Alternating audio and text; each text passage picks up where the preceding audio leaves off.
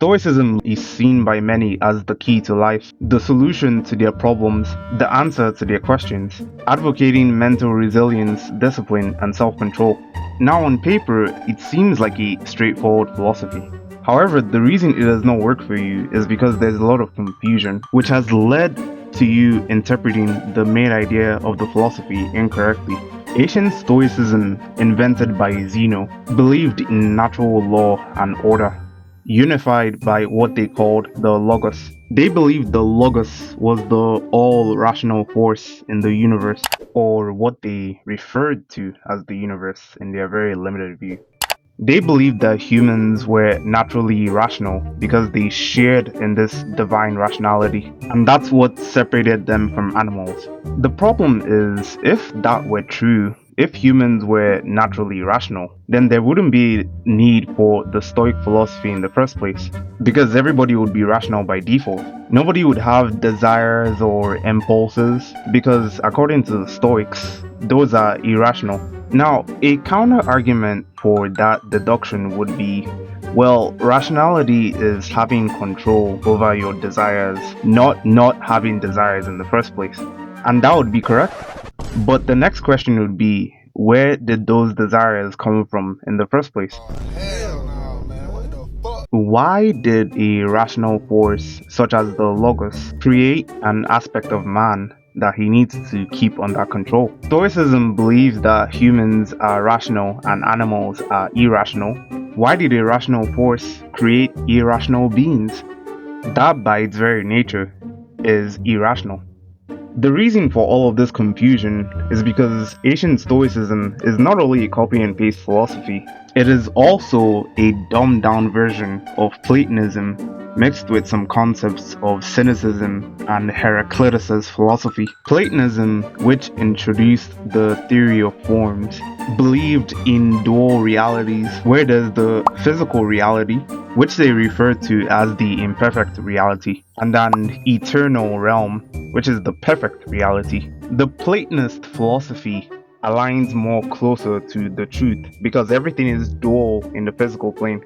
The universe, the real universe, is dual in nature. This is why you have males and females. Duality exists in everything, including individuals. They have a higher self and a lower self. Now, the higher self is where consciousness, imagination, and happiness reside. It is the higher mind, and it is also the eternal realm that Plato talked about. However, Stoicism strictly rejected that theory, insisting that everything is material and nothing else. As a result of this, Stoicism leads to individuals dwelling in the physical side of the self, the lower self, which leads to suffering. The Stoics were confused, engaging in activities that destroyed their consciousness without even knowing it, and then proceeded to blame that destruction on some irrational entity in the universe, not realizing that they were the cause of their suffering. This confusion has been passed down for generations, essentially leading to the rigid world that you see today. Plato's philosophy was far more intelligent than Zeno's, although Plato didn't really get the full picture, which is where I will give credit to Zeno, because the eternal and physical realms are not separate, they are interconnected. The eternal realm is your mind, while the physical is your body/your ego. That is how we all experience the physical reality in the first place. You, the real you, is your mind, not your body. You can identify with the body, which is what most people do. That doesn't mean that you are the body.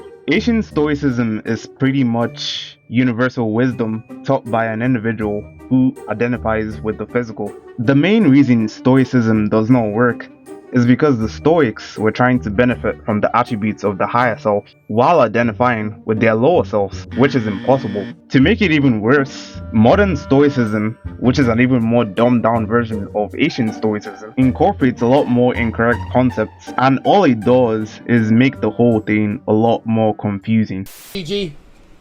Chat is GG.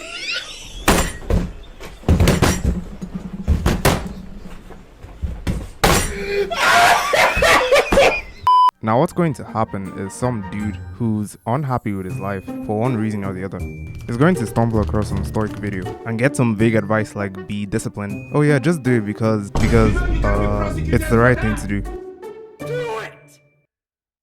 Just do it! Now, of course, it's not gonna work because obviously it's generic slop.